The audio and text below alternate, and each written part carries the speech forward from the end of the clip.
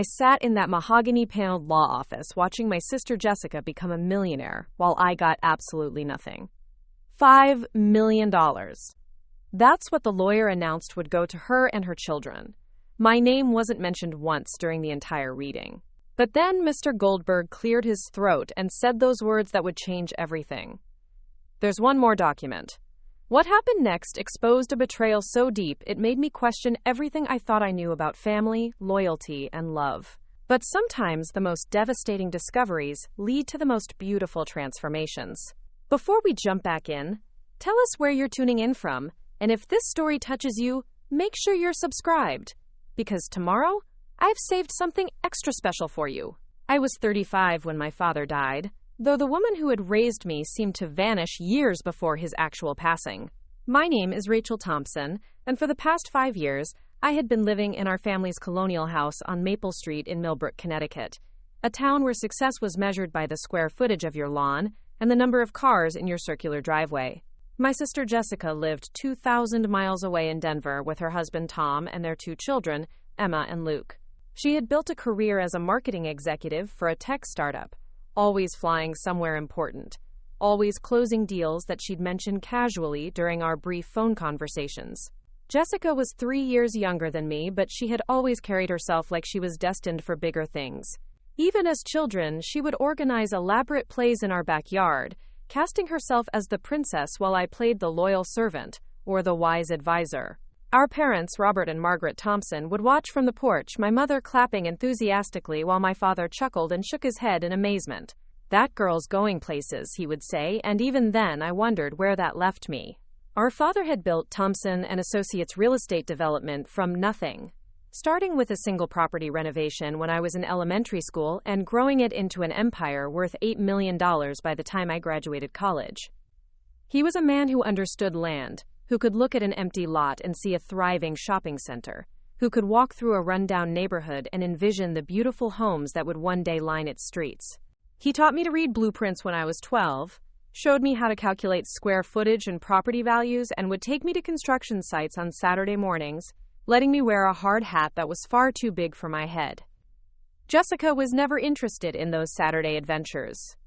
She preferred piano lessons and debate club, activities that would look good on college applications and help her network with the right kind of people. She was beautiful in the way that made other parents compare their own daughters unfavorably, with honey-colored hair that always fell perfectly and green eyes that seemed to sparkle with secrets. I was pretty enough, with brown hair that I kept simple and practical brown eyes that people called warm when they were being kind. But I was smart, really smart, and I loved learning in a way that made my teachers smile and my parents proud. The first major sacrifice came when I was 22. I had graduated summa cum laude from Connecticut College with a degree in history, and Yale Law School had accepted me with a partial scholarship.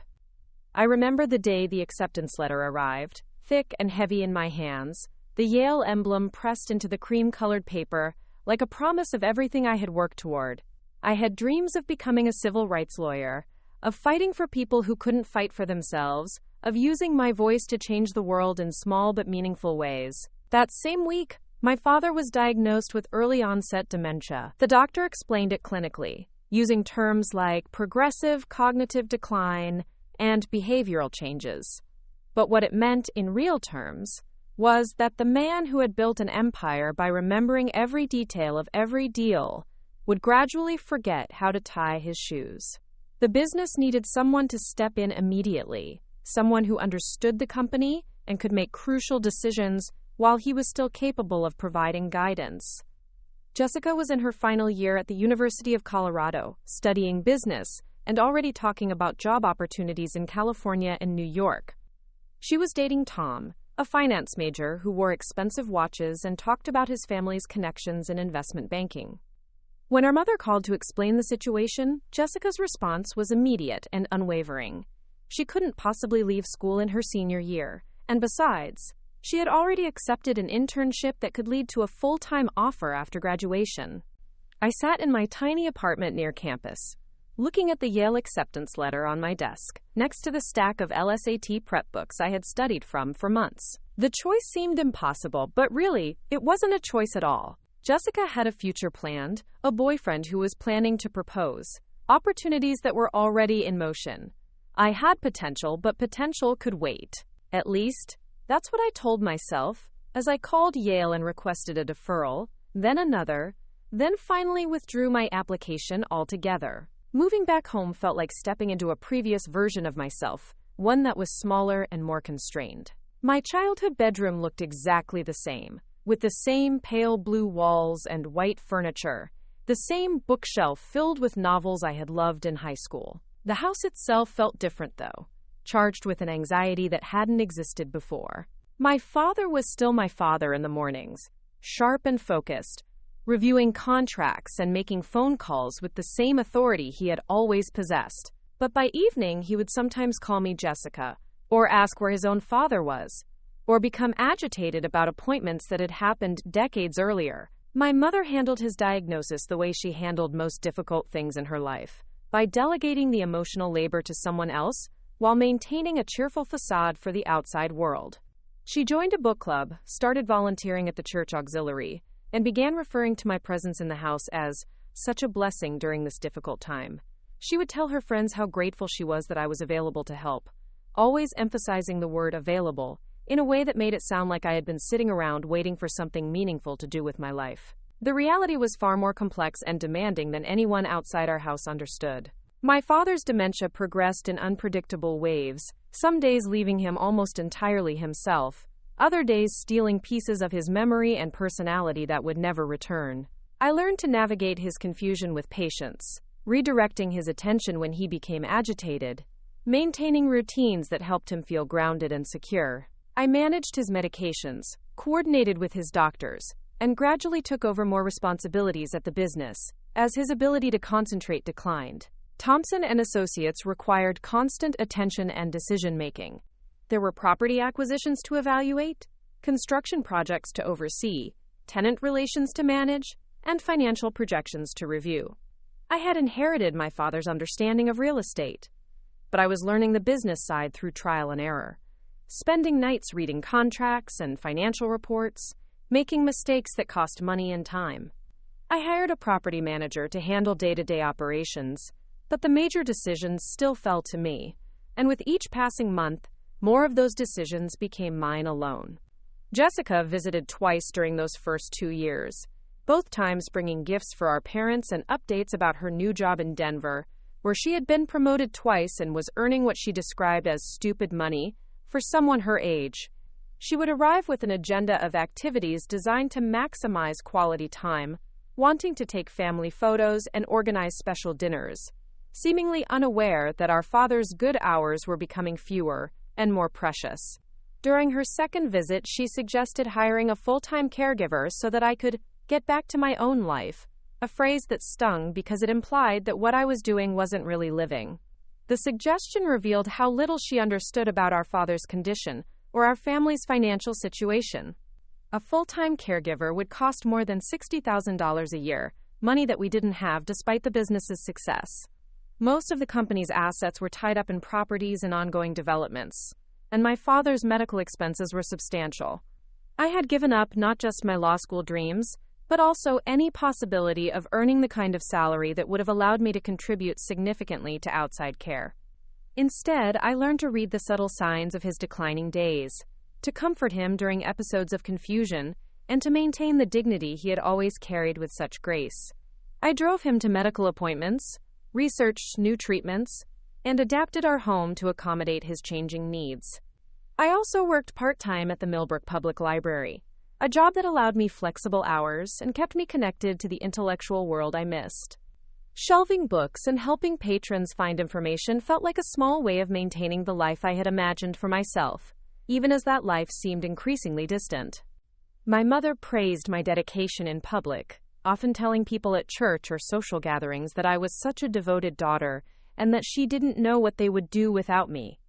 But privately, she seemed to view my sacrifice as natural, even inevitable. When I mentioned feeling overwhelmed or suggested that Jessica might visit more often, my mother would remind me that Jessica had responsibilities of her own, a demanding career, and young children who needed stability. The implication was always that my life was more flexible, more expendable, because I hadn't created the same kinds of obligations for myself. There was a man during those years, David Martinez, who worked as an architect for one of the firms that contracted with Thompson and Associates. He was kind and intelligent, with dark eyes that crinkled when he laughed, and hands that could sketch beautiful buildings from nothing but imagination. We would meet for coffee after business meetings, talking about books and travel and the places we wanted to see someday. He understood my situation without judgment, never pressuring me to make choices I couldn't make, but also never pretending that our relationship could progress normally under the circumstances. David waited for 2 years, during which our relationship existed in stolen moments between my caregiving responsibilities and his project deadlines.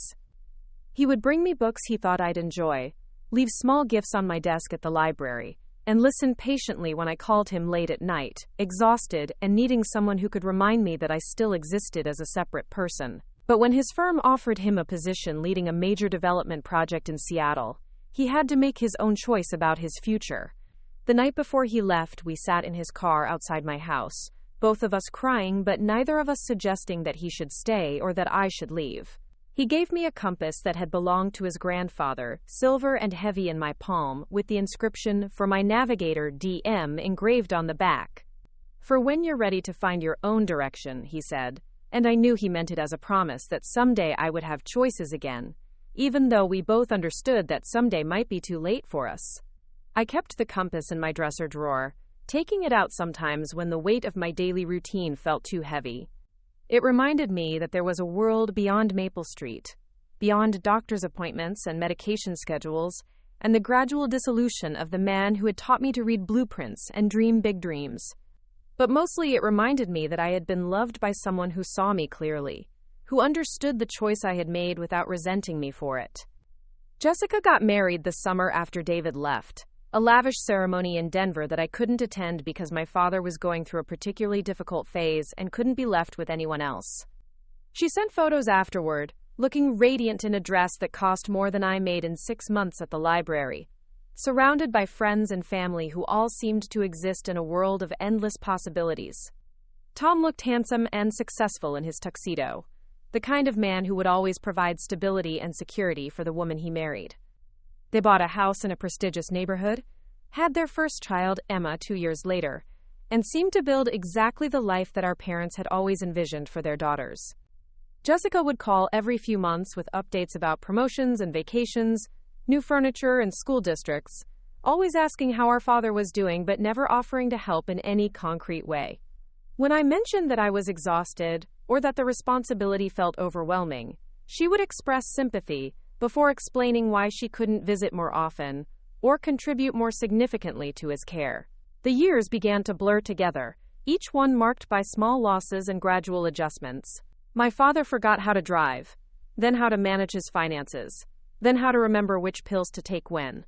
I learned to anticipate his needs, to redirect his confusion, and to find joy in the moments when he was still completely himself. Sometimes he would look at me with perfect clarity and say, "Rachel, you're taking such good care of everyone," and those moments sustained me through the darker days, when he didn't recognize me at all. The business continued to thrive under my management, partly because I had inherited my father's instinct for profitable investments, and partly because I worked harder than anyone should have to work. I reviewed every contract, visited every property, and maintained relationships with contractors and tenants and city officials who had known my father for decades. Some of them expressed surprise that I had turned out to be so capable, as if my competence was unexpected rather than the natural result of years of informal training and necessity. My mother's role during these years was complex and often contradictory. She maintained social commitments and friendships, presenting a brave face to the community while privately relying on me to handle the more difficult aspects of my father's care. She would often say that she was grateful I was available to help, a word that began to feel like a... Preparing and narrating this story took us a lot of time, so if you are enjoying it, subscribe to our channel. It means a lot to us.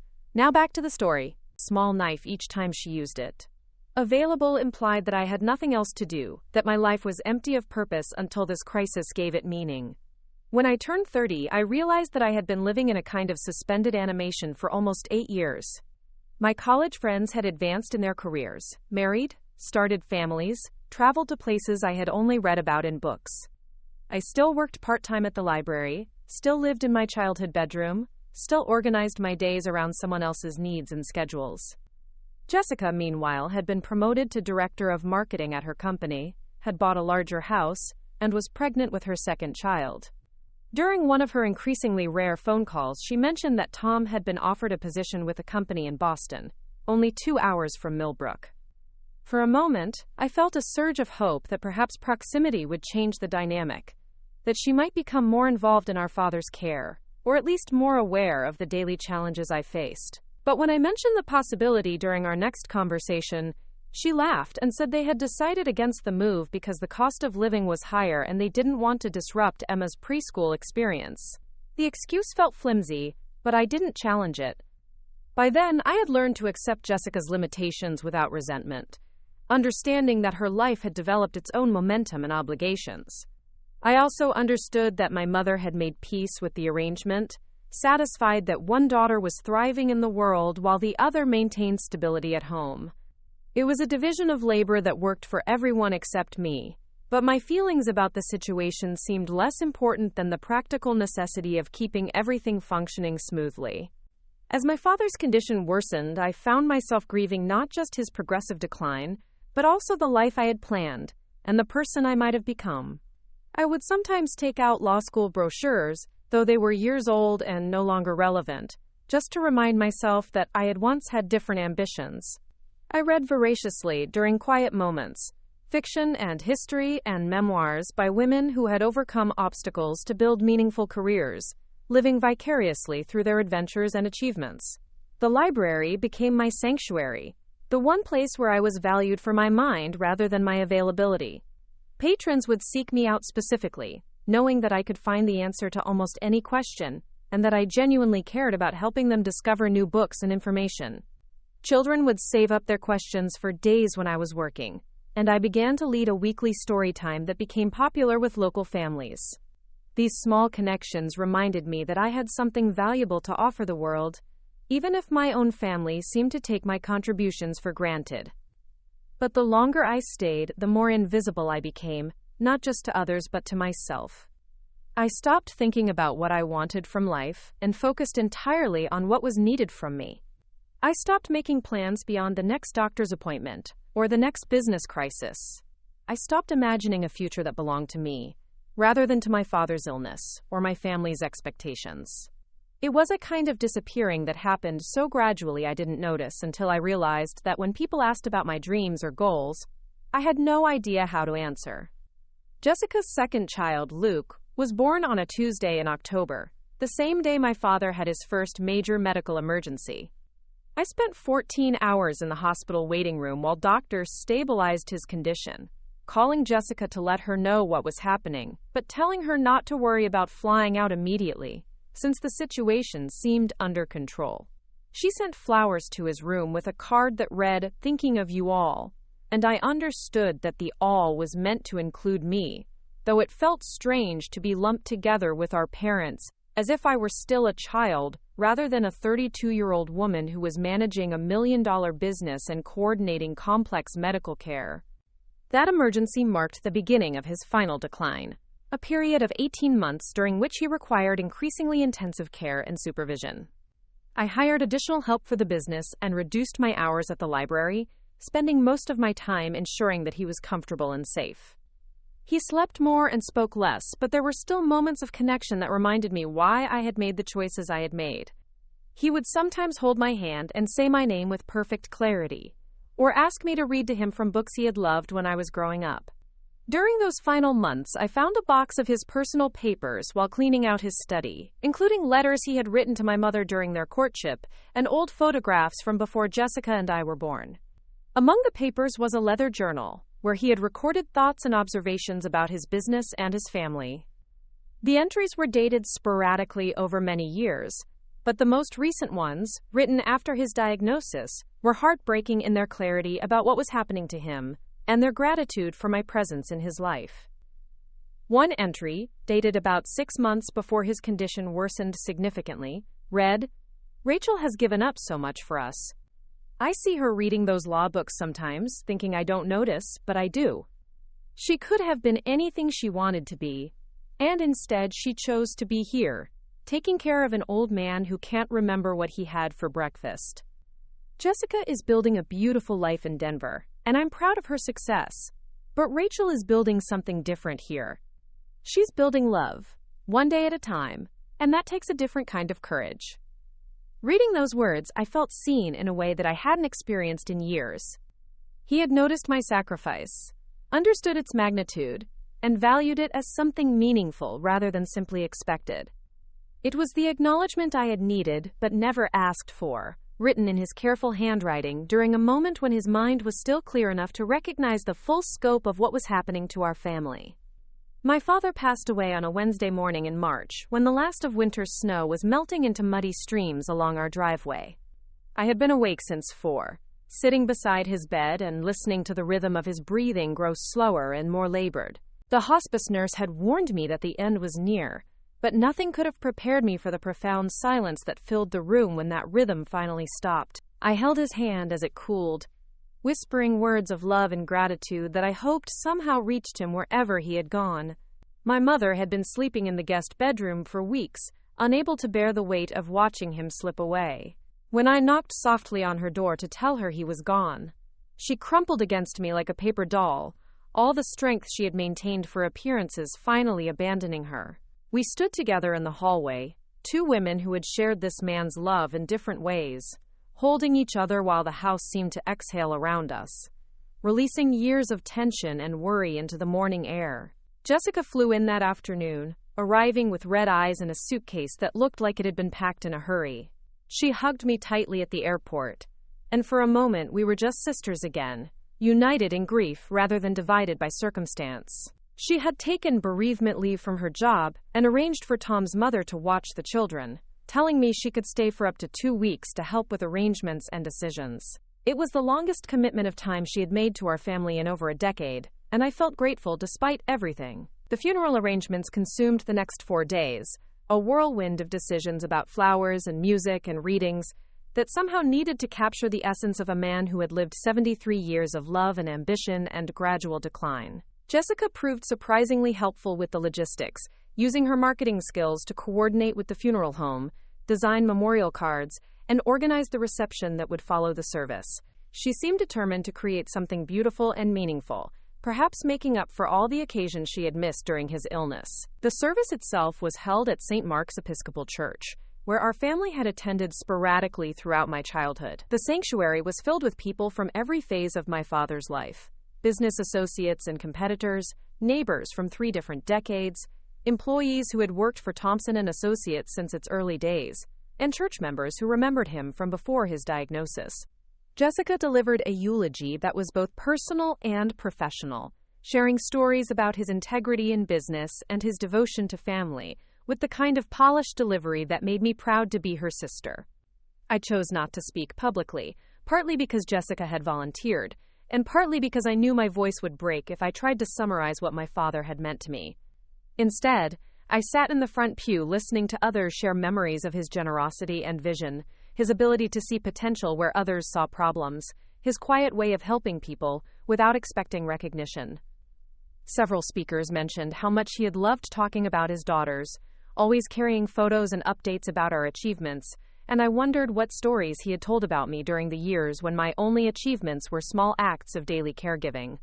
After the burial, we returned to the house for a reception that Jessica had organized with military precision. The living room and dining room filled with people sharing food and memories, the kind of gathering that transforms a house from a place of sickness back into a place of life and community. I moved through the crowd, accepting condolences and answering questions about future plans, though I had no idea what those plans might include.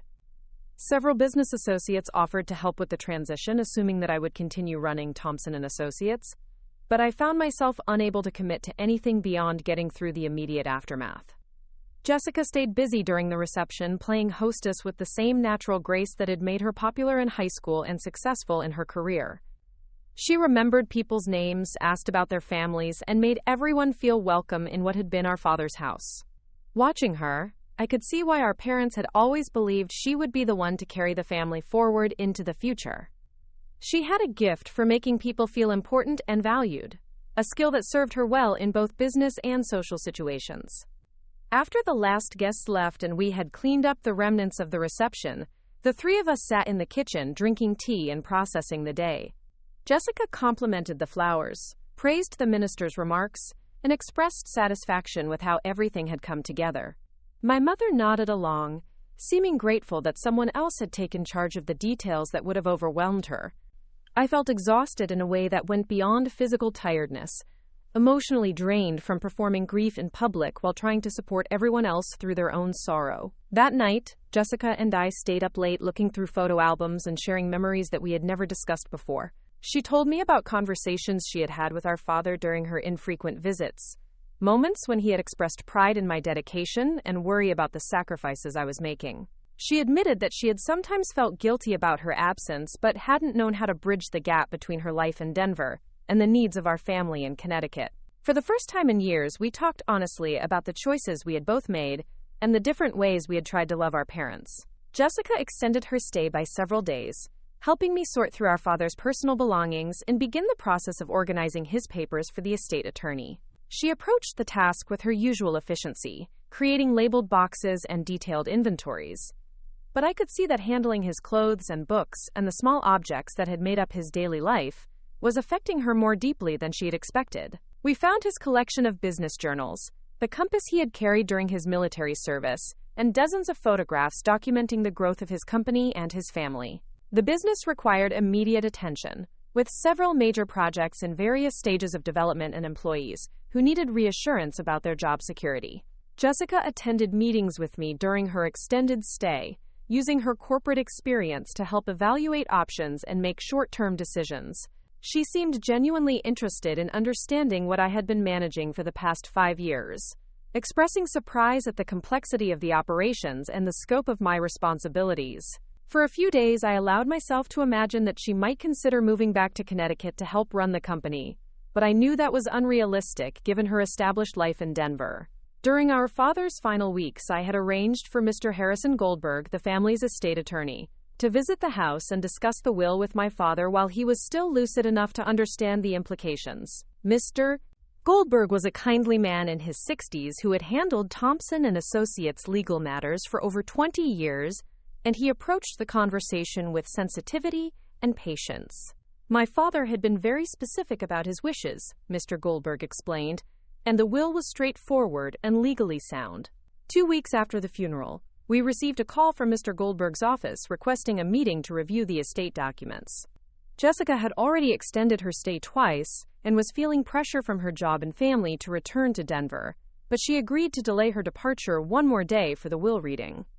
We arranged to meet at his office on Main Street, a colonial building that housed several professional practices and had the kind of old-fashioned dignity that our father had always appreciated in his business dealings. The morning of the appointment, I woke up with a strange mixture of anxiety and resignation. I had never discussed inheritance with my father directly, but I had assumed that his estate would be divided equally between Jessica and me, with perhaps some provision for our mother's care and security. The business was the most valuable asset, but there was also the house, his life insurance policy, and investment accounts that had grown substantially over the years. I had hoped that my inheritance might provide enough financial security to allow me to pursue some of the dreams I had deferred, perhaps returning to school or starting a nonprofit organization focused on elder care advocacy. Jessica seemed more nervous than I was as we drove to the appointment, fidgeting with her jewelry and checking her phone repeatedly. She had dressed professionally in a navy suit that emphasized her corporate success, while I had chosen a simple black dress that felt appropriate for the solemnity of the occasion.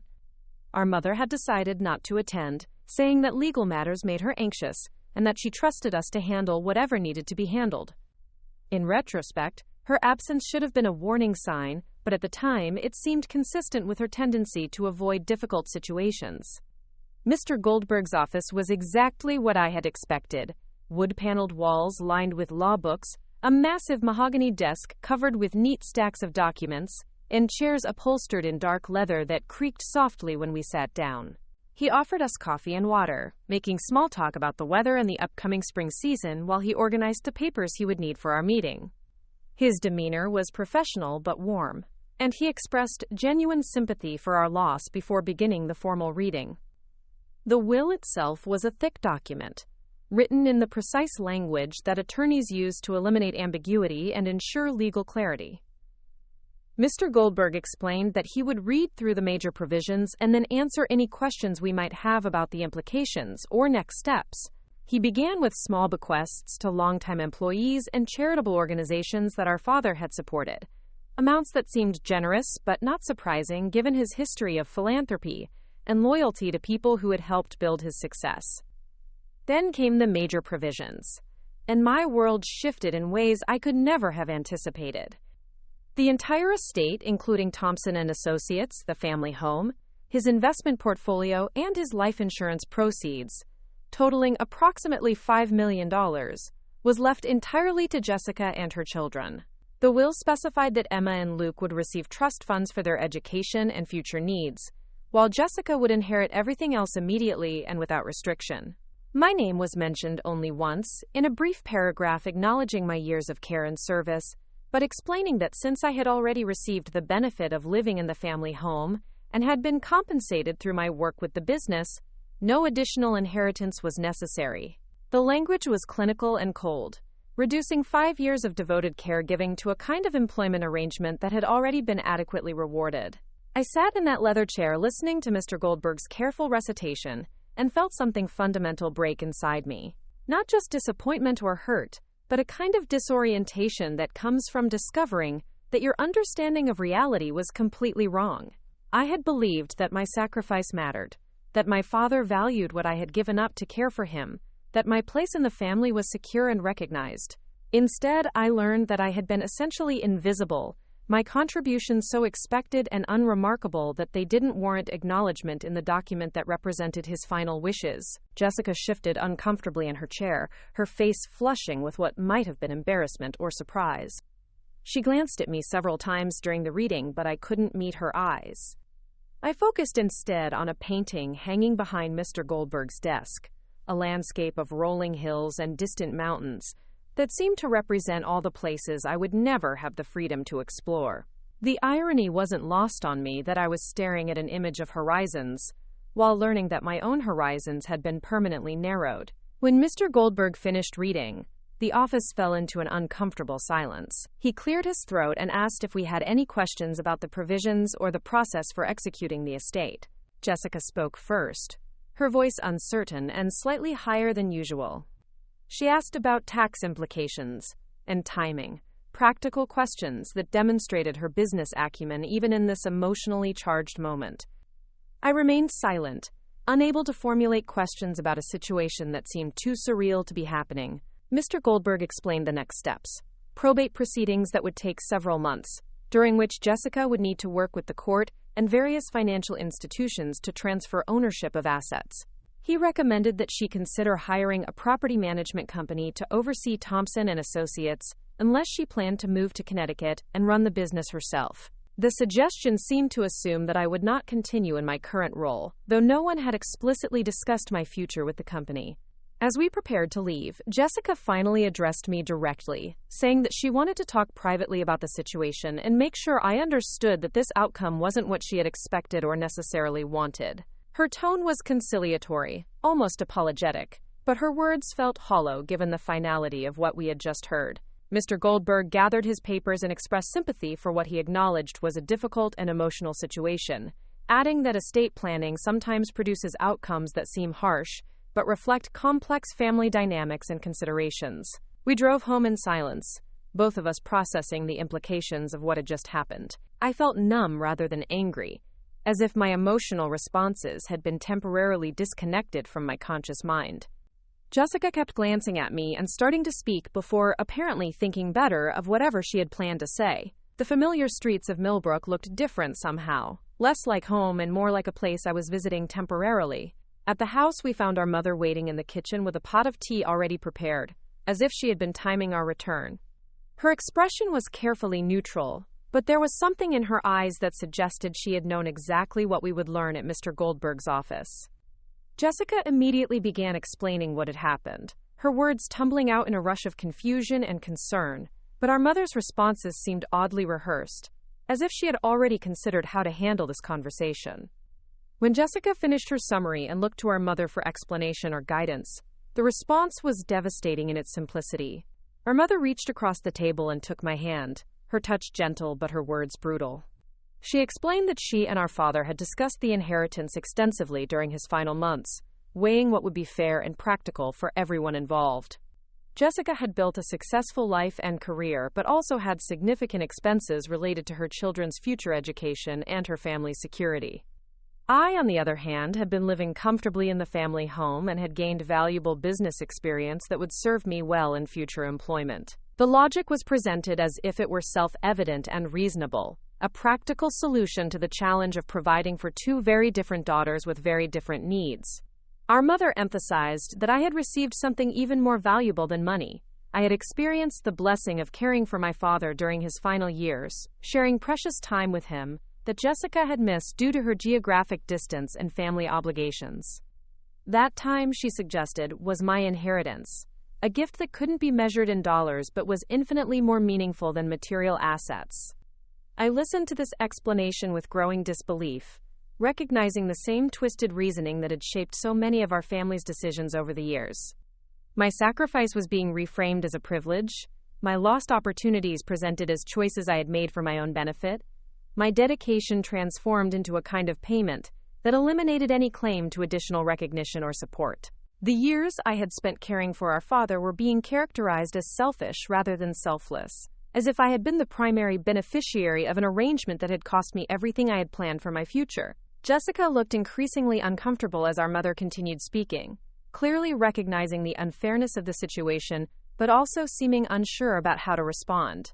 She had just inherited $5 million and a business empire, making any objection she might raise seem hollow or self-serving. At the same time, she appeared genuinely troubled by the disparity and the reasoning being used to justify it, perhaps understanding for the first time the full scope of what I had given up to maintain our family's stability. When our mother finished her explanation, she squeezed my hand and smiled with what seemed like genuine affection. She told me that she was proud of the woman I had become, that my father had often spoken about my strength and dedication, and that she knew I would find a way to build a meaningful life moving forward. The words were clearly intended to be comforting, but they felt like a final dismissal, a polite farewell that acknowledged my service while making clear that my usefulness had ended with our father's death. I found my voice finally, asking quietly whether this decision had been made recently, or whether it had been planned for a longer time. The question seemed to surprise our mother, as if she hadn't expected me to probe the timeline or circumstances.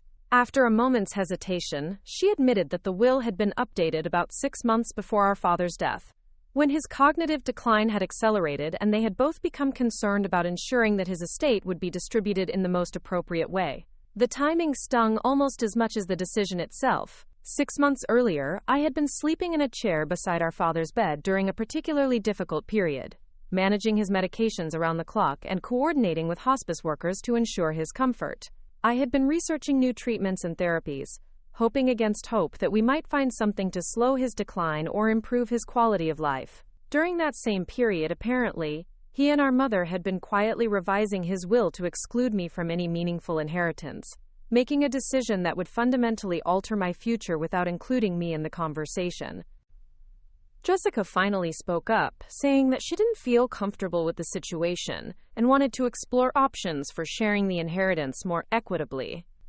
She suggested that we might be able to work out a private arrangement that would provide me with some financial security, perhaps selling me a portion of the business at a reduced price, or gifting me enough money to pursue the education and opportunities I had deferred. Her offer was generous and well-intentioned, but our mother's response was swift and decisive. Such an arrangement, our mother explained, would contradict our father's explicit wishes and could create tax complications that would ultimately harm everyone involved. More importantly, it would undermine the careful reasoning that had guided their decision, treating my years of caregiving as if they had been a burden rather than a blessing. She suggested that accepting charity from Jessica would be demeaning for me and unfair to Jessica's children, who deserved to inherit their grandfather's legacy without having it diminished by emotional responses to circumstances that none of us could change. The conversation continued for another hour, circling around the same arguments and justifications, while the afternoon light faded outside the kitchen windows. Jessica grew more frustrated as our mother deflected every suggestion and reframed every objection, clearly struggling with the ethical implications of accepting an inheritance that felt tainted by injustice. I said very little, partly because I was still processing the magnitude of what had happened, and partly because I recognized that the decision was final and irreversible, regardless of how any of us felt about it. Eventually, Jessica excused herself to call Tom and explain the situation, leaving me alone with our mother for the first time since the will reading.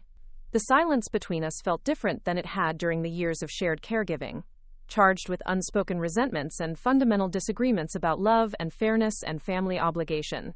When she finally spoke, her voice was softer but no less certain, expressing hope that I would eventually understand their reasoning and find peace with the outcome. That evening, I walked through the house that would soon belong to Jessica, touching furniture and objects that represented my entire life history. My childhood bedroom, where I had dreamed about becoming a lawyer and changing the world. The kitchen table, where I had done homework and later spread out business documents for review. The living room, where I had read to our father during his final months, choosing books that might penetrate the fog of his declining memory. Everything felt simultaneously familiar and foreign, like visiting a museum dedicated to someone else's life. Jessica found me in our father's study, sitting at the desk where I had managed his business for 5 years, and holding the compass that David had given me so long ago. She sat down across from me and said simply that she was sorry, that she hadn't known about the will's provisions, and wouldn't have agreed to them if she had been consulted. Her words were sincere, but they couldn't change the fundamental reality of our situation. She was about to become a wealthy woman with unlimited choices about her future, while I was about to become homeless and unemployed with no clear path forward. We talked until late that night about the years that had led to this moment, sharing perspectives that we had never discussed before. Jessica admitted that she had sometimes resented my closeness with our father, feeling excluded from a relationship that seemed to develop naturally from shared daily experiences. She had tried to maintain connection through phone calls and visits, but she recognized that physical distance had created emotional distance as well, leaving her feeling like an outsider in her own family. I told her about the loneliness of caregiving, the way it had gradually consumed every aspect of my identity, until I forgot who I was beyond my role as daughter and nurse and business manager. I described the small daily sacrifices that no one noticed, the social isolation that came from having no time for friendships or hobbies, the growing sense that my life was disappearing one day at a time while everyone else moved forward with their plans and dreams.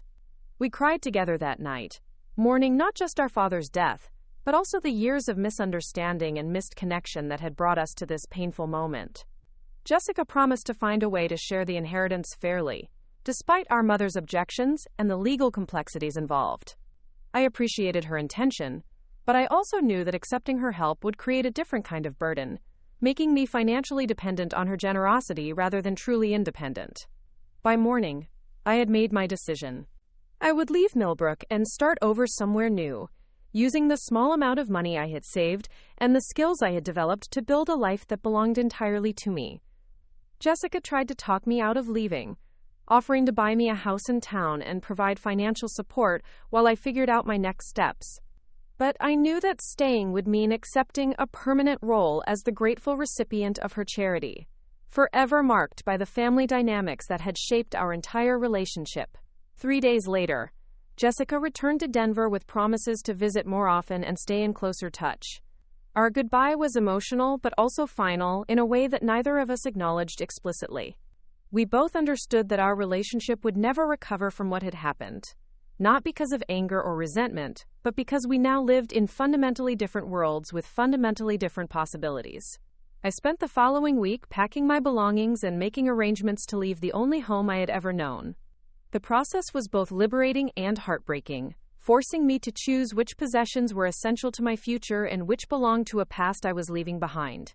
I kept the compass, a few books that had been meaningful to me, and some photographs that captured happier times before illness and obligation had redefined our family relationships.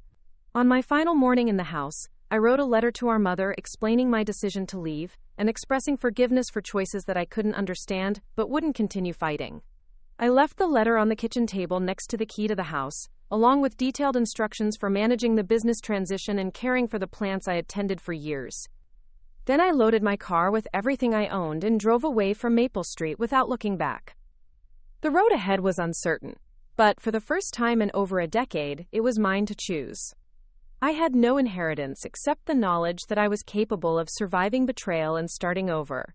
I had no family support except the certainty that I could build my own support system with people who valued me for who I was, rather than what I could provide.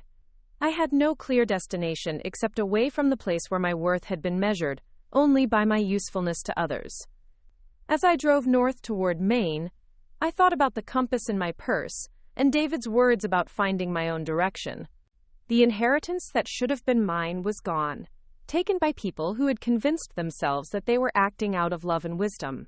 But what remained was more valuable than they could understand. The freedom to write my own story from this moment forward, without apology or explanation, or the need for anyone else's approval. Up next, you've got 2 more standout stories right on your screen. If this one hit the mark, you won't want to pass these up. Just click and check them out.